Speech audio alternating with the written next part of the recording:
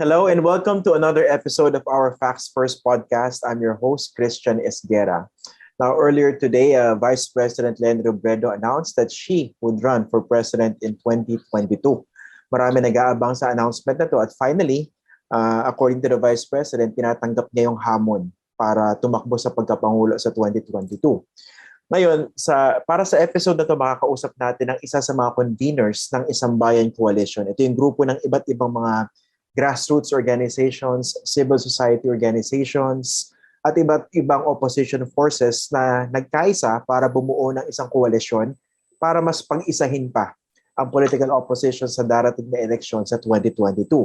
I'd like to welcome to our podcast today, former Akbayan Party List Representative Loretta Ann Rosales. Maraming salamat po at salamat po sa pagpapaunlak sa aming imbitasyon dito po sa podcast. Magandang tanghali naman. Tawag mo rito. Excuse me, Christian. Yes, tanghali. Ako'y masaya lamang, kaya nabubulok ako ng kuwan. Madalas kasi gabi tayo mag-usap dun sa isa kong programa sa ANC. Okay. So na-reveal sa mga nanonood at nakikinig sa atin. Okay, tanghali ngayon. We're recording this podcast in the afternoon. Okay, masayang-masaya kayo, no? So I assume this is a very welcome development, very welcome news for you as part of Isang Bayan. Okay. What do you think of that speech? Anong tingin niyo rin sa naging mensahe ni Vice President LENI Robredo kanina? Ang ganda. Ang ganda talaga. And it was so much like her. I mean, I could not expect it to come from anybody else but her. And I'm not, being maarte or anything. Kasi sa palagay ko talagang galing sa kanya. Galing sa kaibuturan ng kanyang pakiramdam, puso niya. At ang ganda-ganda. Parang nung sinabi niya, ang nagmamahal, ipinaglalaban ang minamahal. Diba? Ang ganda nun. It's very profound, simple lamang. So, para sa kanya, dun parang lumabas yung katotohanan na kinailangan kong mag-antay, kinailangan kong talagang buuin lahat at i-exhaust yung kanyang kaalaman at saka yung kakayahan para i-unite talaga yung puwersa.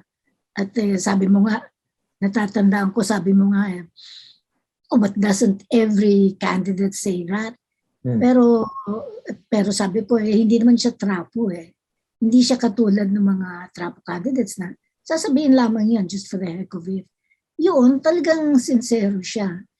At naniniwala ang mga tao na sincere siya. Kaya, nung pinagantay niya kaming lahat, at ako na nga medyo isa sa mga frustrated, sabi ko nga sapagat ako na may tao lamang, so I get impatient dun sa mga nangyayaring gano'n. Pero, naiintindihan ko rin Naiintindihan ko at naiintindihan ko siya dahil, I am privy to what she is doing. Some of what she is doing, because some of our organizations, some of the members of our organizations, in Akbayan in particular, are with her. And it's volunteerism. No? It's money for transportation, pero halos wala kang, profit from it. You don't earn from it. Hindi yan hanap buhay. Kung hindi, talagang pagbibigay, pagtulong doon sa ginagawa niya.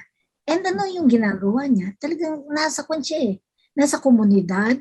At yung dinescribe niya, yung nilarawan niya na mga accomplishments niya, yun talaga. Yun talaga.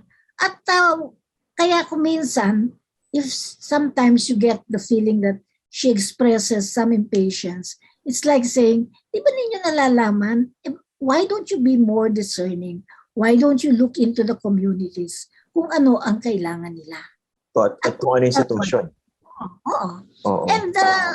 And I'm into this. And this is what I'm doing. I'm not being coy. I'm not being, it's just, ito yung kailangan as vice president, I will do my darndest best as vice president in order to, maximize my tungkulin Okay. bilang Despite the limited resources, no? Pero kayo, kailan nyo nalaman officially, I'm talking about you and Isang Bayan, kailan nyo nalaman officially na tinatanggap niya na yung endorsement?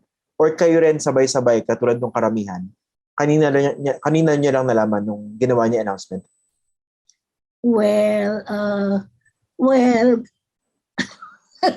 Alam niyo na. actually, well, well, we're not, we, just a few days before, nagkuhan nga kami, medyo nagkuhan na siya, nagsalita na, umamin na siya. Kasi, at hindi lamang sa sambayan, kahit sa akbayan. Kinausap na niya? Kinausap na niya individually?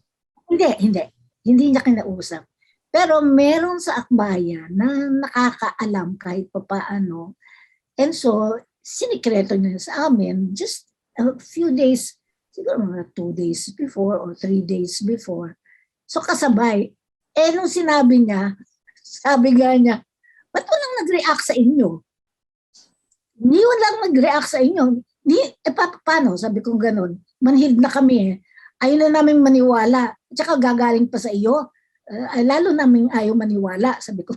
Tiga, ano ba yung pinarating po niya na mensahe a few days ago?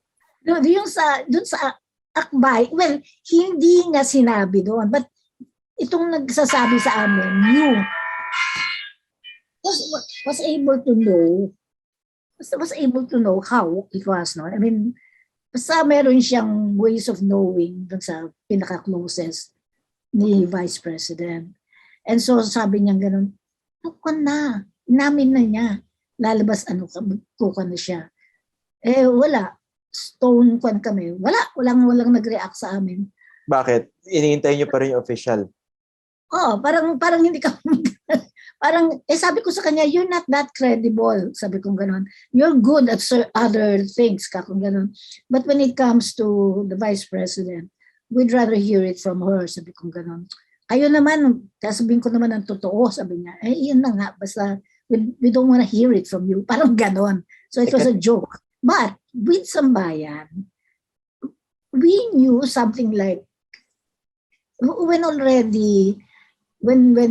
you know, Justice was saying, well, sabi niya ganon, it would be very remote, sabi niya, if she decides not to run.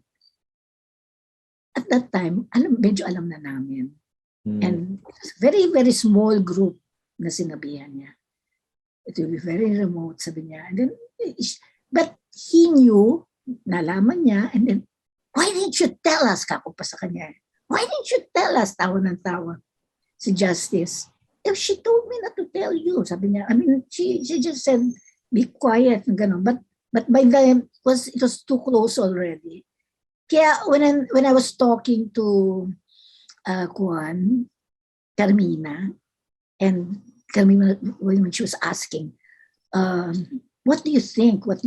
Sabi ko, ito yung feeling ko, yung executive committee. Because she wrote the executive committee, and then, you know, she came out with very strong points. If you are discerning, mararamdaman mo yun. Oo. Kasi sabi niya gano'n, yung 3 points na sinabi ko kay Carmina. Tsaka weird naman for Isang Bayan to actually endorse her without securing any commitment. Diba? Na hindi niya tatanggapin. Na hindi sigurado. Oo. Talagang sigurado. At saka kita mo ang akbayan, kailan ba kahapon lang? Kahapon lang siya naglabas ng formal pronouncement niya. Pero yung debate namin, ongoing, internal discussion. Kanina, anong tumatakbo po sa isip niyo nung pinapanood niyo yung speech niya saying that she would run for president? I felt enlightened. I felt, you know, I look at her as somebody who is really, alam mo, Christian, she's a very spiritual person. Di ba? She is very spiritual in the sense that she knows she has faith in the Filipino people, and she has faith in, you know, kung talagang pagtsatsagaan natin na itatrabaho natin to, kakayanin natin. Meron siyang ganong classing faith. Kasi look at her. She became vice president from what, 1%? Yun. I mean, medyo parang milagroso, miracles were happening na it wasn't likely. But of course, it was Pinoy's. He was the incumbent president then. So that was a different case altogether. So this is a different case altogether.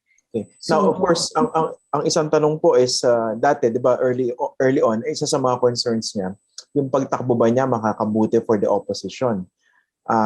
Kasi di ba, she was very much open even to the idea of giving way to other candidates who might have a better chance of, let's say, defeating Bongbong Marcos or Duterte's candidate, whoever that person might be at this stage, no? So sa ngayon, ano yung nakikita nyo? Ano yung sagot dun sa tanong niya na yun before? Kung makakabuti ba sa kausa ng opposition yung pagtakbo niya? At dahil ngayon, nag-declare na siya. Sapagkat naramdaman niya na hindi yung kanyang mga nakakausap, sa tingin niya, medyo iba rin dun sa kanyang pananaw na kung siya ay tatakbo, talagang siguradong-sigurado na lalaban at lalaban. Sapagkat sigurado siya dun sa sinasabi niya na I do not want another 6 years of Duterte administration. And siguradong-sigurado siya na kung si Marcos lalaban, babalik, kahit na dehado ako in my numbers, yun na natandaan ko, lalaban ako. So yung dalawang yun kasi, palagay ko hindi niya ganong naramdaman sa kanila. And dahil hindi niya naramdaman yon, she just kept on trying and trying and trying and trying to exhaust, unities. Pero hindi niya naramdaman yon. Sabi niya, ako na lang. Pero ako with, in combination, of course, with a lot of supporters. Ngayon, basically, what differentiates Vice President Leni Robredo as a presidential candidate kumpara dun sa ibang mga non-administration candidates? I don't even want to use opposition muna. Ano yung pinagkaiba niya, for example, compared with the likes of Ping Lacson, Isko Moreno, Manny Pacquiao? Yun. A lot. I mean, as far as we are concerned, whether I am with the Akbayan group or whether I am with the Sambayan group, especially with the Sambayan group, dahil yung Akbayan man, medyo malapit siya, tsaka matagal na yun. Pero with the Sambayan group, talagang there's a lot. We do a lot of political intelligence work. Talagang pinag-aaralan namin, iniisa-isa namin sila. Sino ba ito? Ano ang kanyang past? Ano ang kanyang track record? In other words, sineryoso namin yung mga pinagsasasabi namin. Ano yung track record niya? And so forth. Hindi siya lip service. Public service niya. Ano yung kanyang kwan. Tapos, ano yung mga people around him and her in that regard. And yung mga people around, halimbawa, with Isko Moreno, it was pretty kwan. Ang galing-galing ni Isko Moreno when I heard him. Wow, sabi ko, ang galing magsalita nito. Sabi niya, except that, hindi ako nagmumura sa babae. Hindi ako yung gano'n. Hindi ako nagsasalita hindi ko siya binabastos, at saka hindi ako nagsasabi na, I believe in extrajudicial killings and so on and so forth. But he was so street smart kasi galing siya sa gutters Yung alam niya yung lengguwahe ng gutters. So ang galing niya, sabi ko gano'n. Yun. So I was quite impressed with Isko. Pero hindi ko naman siya gano'ng kakilala. Then later on, siyempre, through intelligence work, ayun na. Without realizing it, and my God, what, half of the candidates of the cabinet of Presidente Duterte were already working with him, negotiating quietly. Diba? Of course, we don't say that openly, pero naramdaman na namin yun. And so, we ended up saying, why should we even vote for him as part of the opposition? talagang hindi siya opposition. Siya, kumbaga, could be the secret candidate of Duterte kung hindi na niya makuha from the other, from Sara Duterte or Bongo, whatever. Bibigay na niya, bubusan niya doon. Kasi ibang mga tao ni Duterte, lumipat na kay Isko. Talaga. Pero isn't that just simply a function of political expediency on the part of these people na hindi naman consciously tinanim sila ni Duterte doon? Sila yung lumipat kasi nakita nila, ito yung sa tingin nila may pinakamalaking chance na maging presidente. Yes and no yan. No? Hindi naman sharply basta lumipat na lamang sila kasi ayaw na nila kay Duterte. Ano yan? So jumping yung sinking ship. Yeah. Parang ganun ba yun? No, it's partly yes, partly no, kasi it's sometimes with a go signal of Duterte rin, no, na dito tayo. I mean, tingnan nyo what you can get from here. So basically, what separates Leni Robredo from, kunwari, Isko Moreno or Manny Pacquiao or Ping Lacson? Well, yeah, Manny Pacquiao, I think it's competence, no? From the very beginning. When he says, God is good and God is merciful, kung dun sa kanyang housing and all his programs, God is good and God is merciful. Medyo, I think that's what reduced his votes because it went viral, no, yung paano niya. Now, in the case of Ping Lacson has a nice, colorful past. And that is coming back to him. Plus the fact that, although, I always listen to Ping Lacson, kasi he does his homework. He was so nice. He is nice to the CHR. That's beyond me already. He's not nice to me. I know that. But to the CHR, past me, mabait siya. He fights for their budget.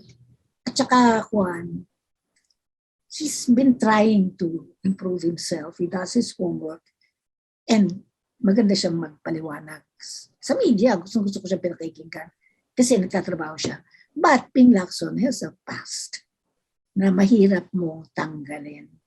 Kasi yan, halimbawa, yung kuratong baliling that everybody knows about. Yeah. Hindi naman tungkol yan. Tapos may questions din dun sa involvement sa Gaser. The Sir Corbito double murder case.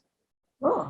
Yeah. So, yung mga bagay na ganyan, hindi mahirap niyang tanggalin na yun. Plus the fact that kahit pa paano, they belong to a past. I mean, yung marami doon sa mga kabataan, dahil maraming kabataan na magboboto, they represent the past leaders, but they don't represent yung future leaders na talagang game-changing talaga. Ano ang pag-aasa dito? Yun. Dahil, although of course, mukhang si Tito Soto, Senate President Tito Soto, mukhang ang dami-dami pa rin ng mga boto naman, ano? Malakas siya sa vice presidential race so far. Tinatalo na nga niya si Duterte.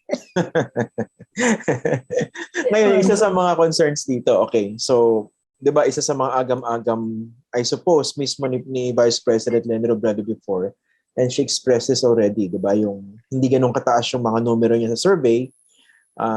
Siyempre, pag tatakbo ka, importanteng manalo ka para magawa mo yung mga balak mong gawin, di ba?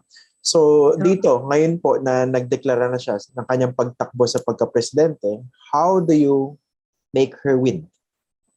Ay, malaking hamon yan. Malaking hamon yan. Pero ako, I always believe, marami na rin akong karanasan eh. I always believe na there's a way. Kasi, which I keep on telling people, including you, na the empowered citizenry, hindi mo matatawaran yan. Pagka ma-mobilize mo yan at maging decidido yan. That is what made EDSA. Huh? Of course, EDSA was not just 4 days. Mahabang panahon yan mula pa nung Latondenya strike na lagi namin nilalarawan. It started with the Latondenya strike and so on and so forth. Pero it tilted the balance nung pumasok na doon sa isolation, political isolation ni Marcos at saka yung kanyang moral discredit. So that nag-shift na lahat. The balance shifted. That Reagan already, you remember, he told Senator Laxalt to say kay Marcos, cut and cut cleanly. Kaya you better step down na. As far as we're concerned, iba na ang aming susuportahan. Pero we don't want bloodshed.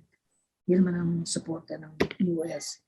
And then, syempre, ang very pro-US trained armed forces of the Philippines, including the PNP. Pero dito nakikita niyo ba na pwedeng mangyari yun? The same kind of support that pushed EDSA in 1986. Somehow, pwede siya mag-work in the campaign of Vice President Leni Robredo in 2022 in grassroots-based campaign? A grassroots-based campaign is possible. A grassroots-based campaign. Ngayon lang malakas. Malakas ang, but hindi ganun ka-coherent. But internationally, even the overseas Filipinos, alam ninyo, si Duterte, tinigil niya yung OFWs na naramdaman niya na lumalakas yung panig ng LP dun sa Ocho Derecho. Ito ang nabalitaan ko from abroad. Tinigil niya, pinutol niya kasi malakas yung OFWs. Ngayon, malakas ang OFWs. They have this global Filipinos for Leni. Nagulat ako noon. Sino-sino yung mga yan? Marami yan. Kami na Europe, Canada, different parts of Europe, Belgium, tsaka Italy. Pero yun, paano niyo tatalunin, for example, yung binubuong makinarya ni Isko Moreno, yung supposed base ni Bongbong Marcos, at kung sino man yung magiging kandidato na President Duterte? If you're Leni Robredo, how do you beat those?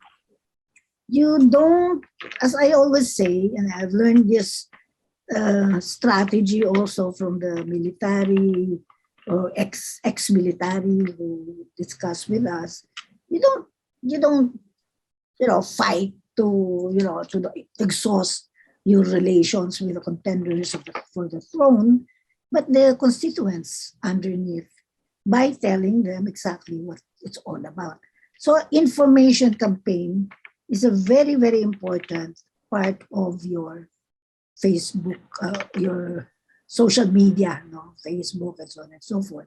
And that is where, as I said, the media plays a very important role. You have to look at institutions of government right now. Matututunan mo yan ngayon eh. It started with COA as an institution of check and balance, and then the Senate as an institution of check and balance. Doon talaga bumagsak hindi naman bumagsak, pero doon talaga napikon si Duterte until he started behaving otherwise. And his misbehavior put him in bad light and has actually mobilized and garnered more support for the positions that were taken by COA and the Senate with respect to what is right and what is wrong. That was being done by the PSDBM. Oo, diba? marami kasi napaisip nun eh. Bakit patuloy na pinagtatanggol ng presidente yung mga iniimbestigahan ng Senado? And laking deal ng pinag-uusapan dito, di ba? More than 11 billion pesos. Bakit tuloy-tuloy yung pagtatanggol ng Pangulo? Kumaga, kahit sino, mapapaisip di ba? Yeah. And so there you are. Una yung PSDBM na yan, I just wanted to know, pwede ba alamin nga natin, is this the particular, kasi one of the lawyers, Barry in fact, was telling me na there is a particular provision of LOI of Marcos na hindi inalis nitong subsequent presidents na ito. They should have repealed it. Letter of instruction? I think it's an LOI. Okay. I'm not sure. Oh. Pero hindi nila rin-repeal kanya. Okay. Ano yun? And that gave them all the power.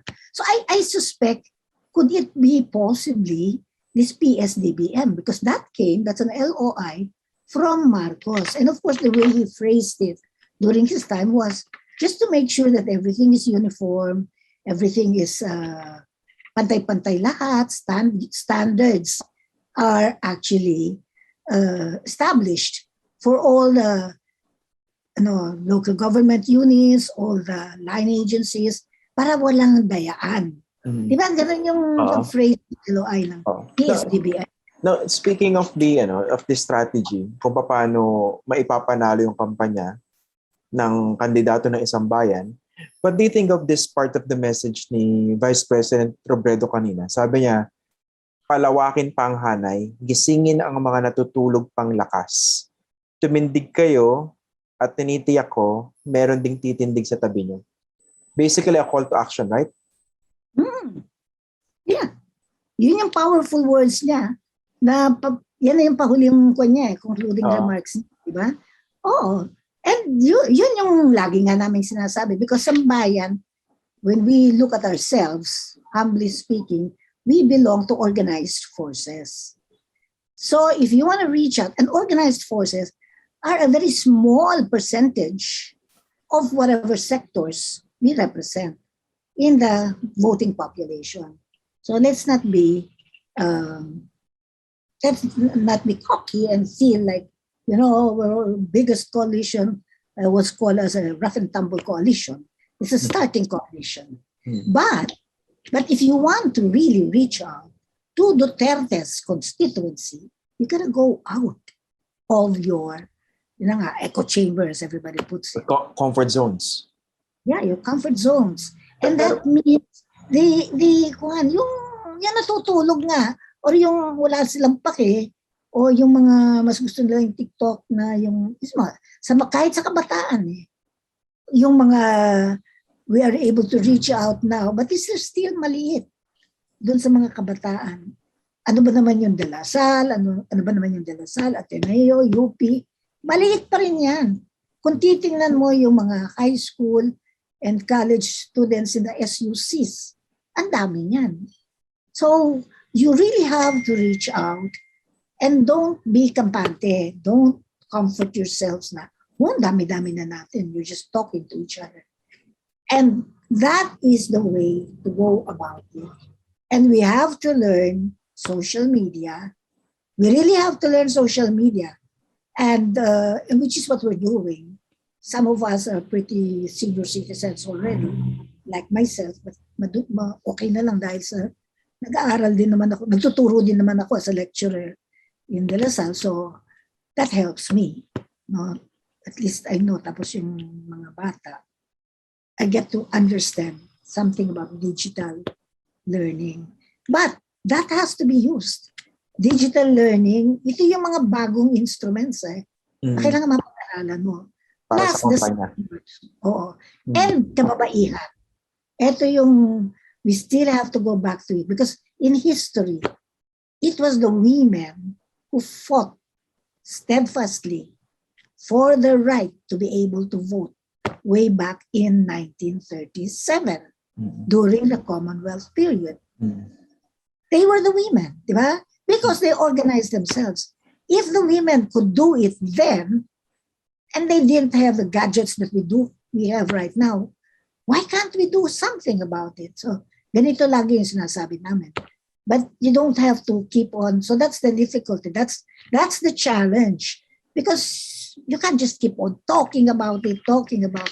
You gotta do something about reaching out, having Facebooks, and these Facebooks, multiplier effect, working it out, and then coming out with campaign learnings na eto yung dapat gagawin, eto yung dapat paliwanag, and so on and so forth. Okay, so kailangan tiyagain no? What do you think pala of the campaign color na pinili ni Vice President Leni Robredo? Pink.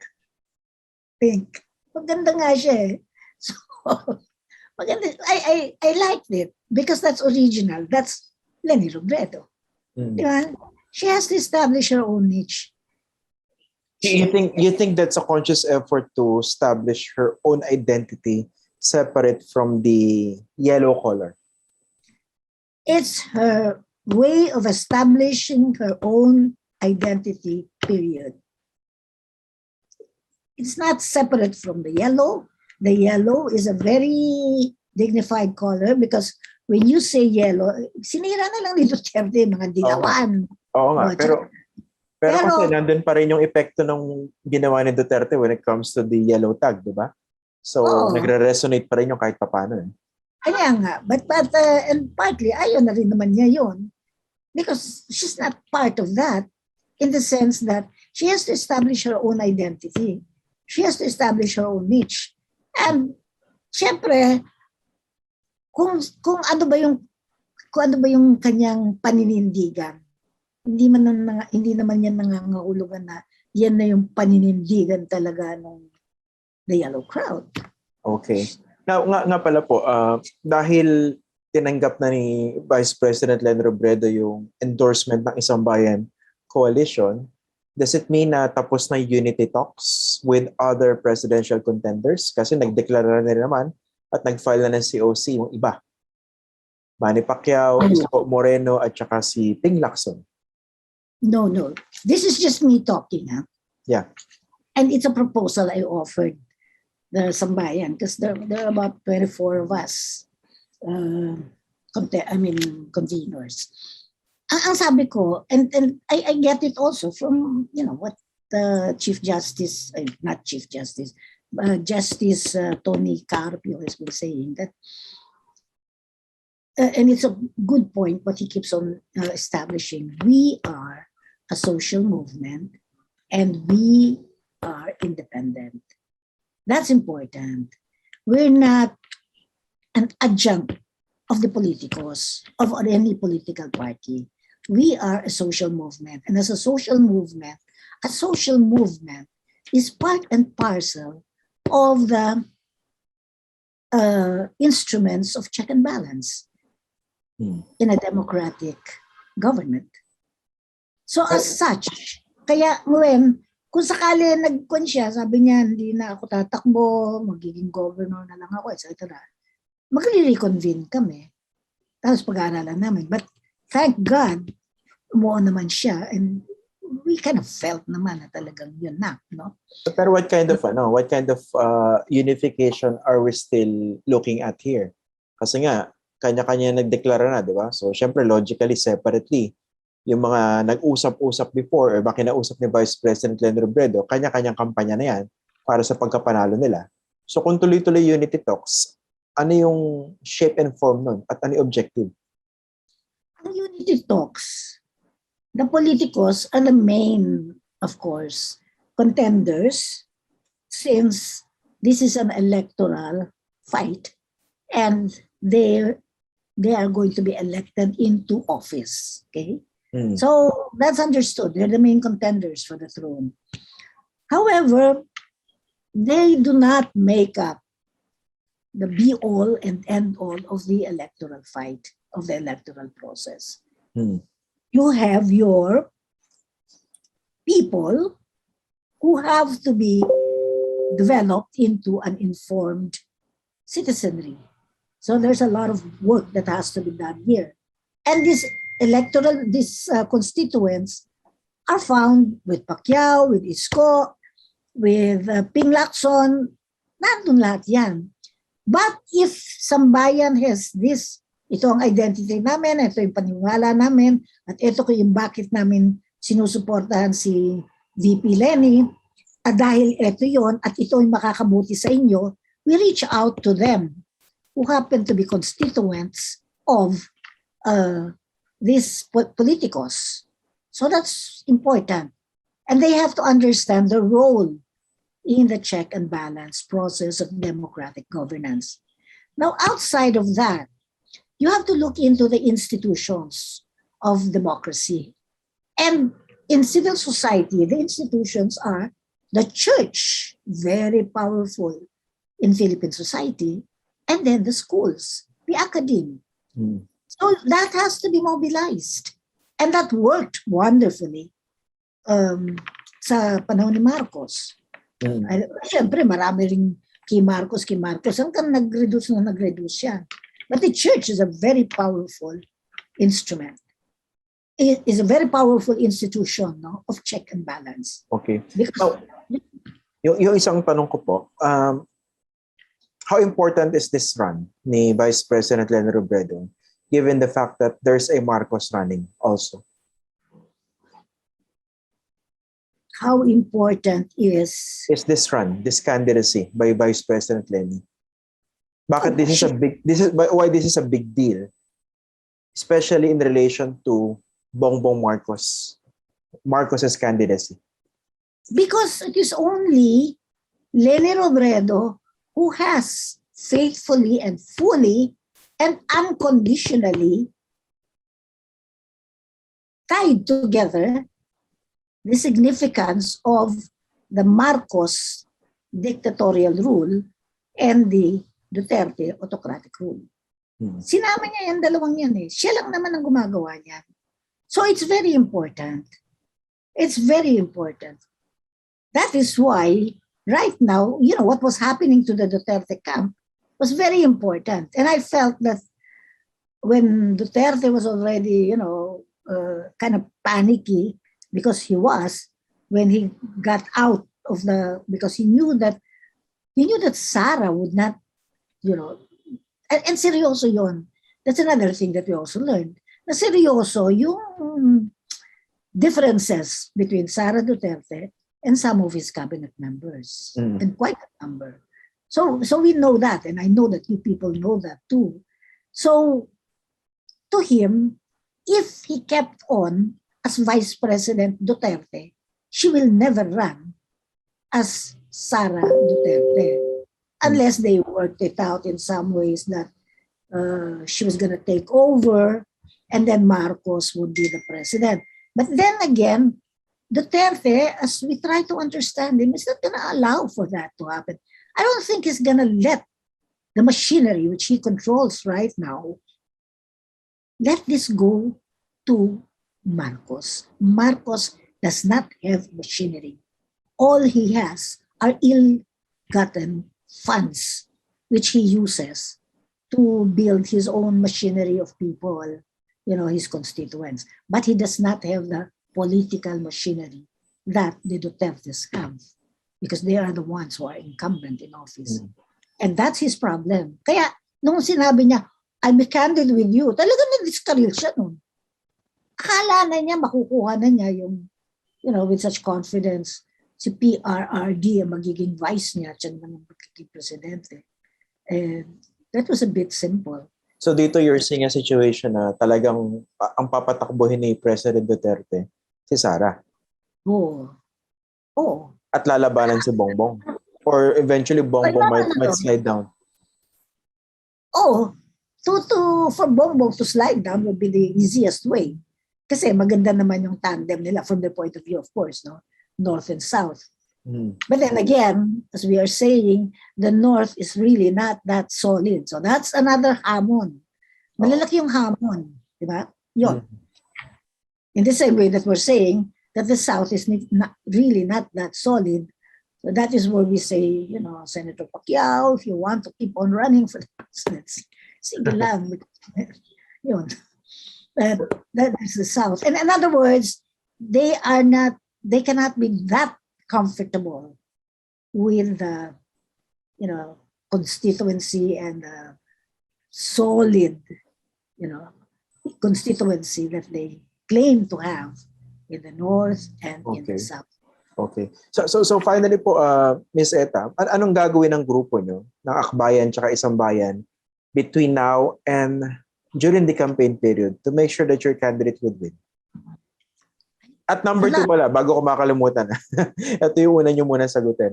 Kasi I remember yung mga grupong iba, 'di ba, yung Bayan Muna, they're also part of the Isang Bayan initiative, right? Tama po ba? Although naka-leave si former Congressman Nery Colmenares dahil tumatakbo siya sa pagkasenador.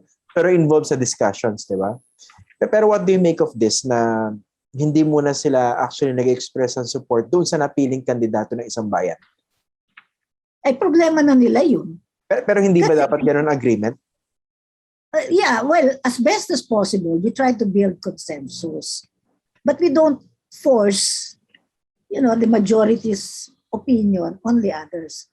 the gentlemanly thing to do diyan, which is what some of the gentlemen did, or at least one particular gentleman who did not vote for Lenny did, was he voted for Isko. No, I don't have to say who he is, pero he voted for Isko. But the position that he held was, the moment the majority wins, I'll do everything that I can to campaign for Leni Robredo. That's the democratic way of doing things. Internal solidarity yan, internal democracy yan. Yeah. Now, in the case of Sambayan's Makabayan Bloc, kasi Yeah. let's just call it the Makabayan Bloc, they started, the reason now, they don't want to, the reason they did not want to continue to choose, all of a sudden it became napaka-premature na pagka Sambayan will choose Leni Robredo, masyadong premature, masyadong maaga. Sabi nga nung isang convener, ano ko, damned if you do, damned if you don't. Kaya pinupuna na nga tayo, pinuputakti na tayo ng media na napakabagal natin in choosing kung sino ang gusto natin. Pagkatapos naman na nag-choose tayo, napakabilis naman pa. So, well, we just have to take it with the punches. Ganun na lang. We made our choice. Okay na yan. Ang kanila, they were taking the position of Leni Robredo. Now, we have to unite all the forces. Nag-decision na si Leni Robredo. Yun nga, yan ang tanong ko. Basically, nag-decision eh. Oh, sila ang tanong mo. Tama yun, dapat sila makasagot. Pero ang inisip ko, from the perspective of coalition building, kasi kasama sila sa coalition eh. Hindi ba dapat nagkaroon ng ganong agreement in the first place? Pag nakapili na tayo at tinanggap yung endorsement, we rally behind that candidate, whoever that person is. Hindi ba dapat ganon? Dapat ganon. So, ang mangyayari niyan, dapat ganon. Kasi, ano yan eh, yung consensus building ka na eh, magko-consensus ka na. At saka, yung for all those who voted, talaga naman si Leni really, tama yung sinasabi eh, overwhelming majority yun. For those who voted, and those who did not vote against, those who voted against her. But now that hindi pa sila nakakapag-choose, they will have to find out what they're gonna do with respect to this. Kasi titira na ang Sambayan. So, our whole campaign strategy would have to be to try to gain seats and so on and so forth. So, magkakaroon ng dilemma if ayaw pa nilang kumilos. So, kung ayaw nilang kumilos, ayoko naman magsalita kasi I'm just all by myself. So, dapat that this should be discussed by all of them.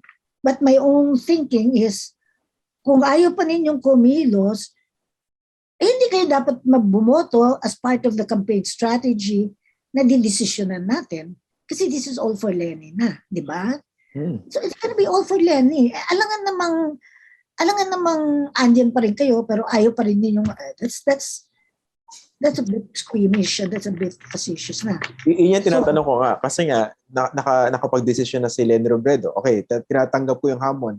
Tatakbo ko sa pagkapangulo. So the expectation is that all efforts by isang bayan will be directed toward that singular goal, di ba? E paano yung iba na hindi pa on board mismo kay Leni Robredo na nag-iintay pa ng whatever unification that might still happen, di ba? Parang may iniintay sila eh. I get that feeling eh. So anong klaseng coalition yung nabuo kung ganun? Well, kaya nga rough and tumble coalition, di ba?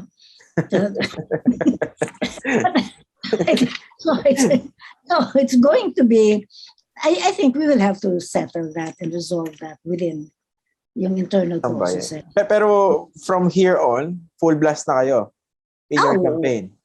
Oh yeah, full blast na. Even akbayan ba naman na napaka-cynical, you know how akbayan can be at times, no? So many cynical people there na, you know, they love to talk. Kaya ganyan lang eh. Pagka masanay na. So even I used to struggle with some of them really hard. But now, talagang nanguna na. And I could understand because iba yung political party positioning yourself as a political party. And ang Akbayan was a political party. It's a social movement. Kaya it's different also as a social movement. So, but I don't know, we will have to probably discuss it, but I will not take any position regarding that. But I think that, you know what Justice Tony said? Sabi niya, because that question was asked, oh, don't worry, they'll probably just come in and join us later on. Why are you so sure? Well, sabi niya gano'n, this came out in media. What will they do if they don't? Saan sila pupunta? Okay. Former Akbayan Representative Loretta Ann Rosales, maraming salamat po for joining us on this podcast. Always a pleasure. Maraming salamat po. Okay, it's a pleasure, Christian, as usual. So that ends our episode for today. I'm your host, Christian Esguera. Remember, you can watch this on my YouTube channel. Just click subscribe and like. And also you can listen to the podcast on Apple, Spotify, Google, and Stitcher. Maraming salamat po and see you in the next episode.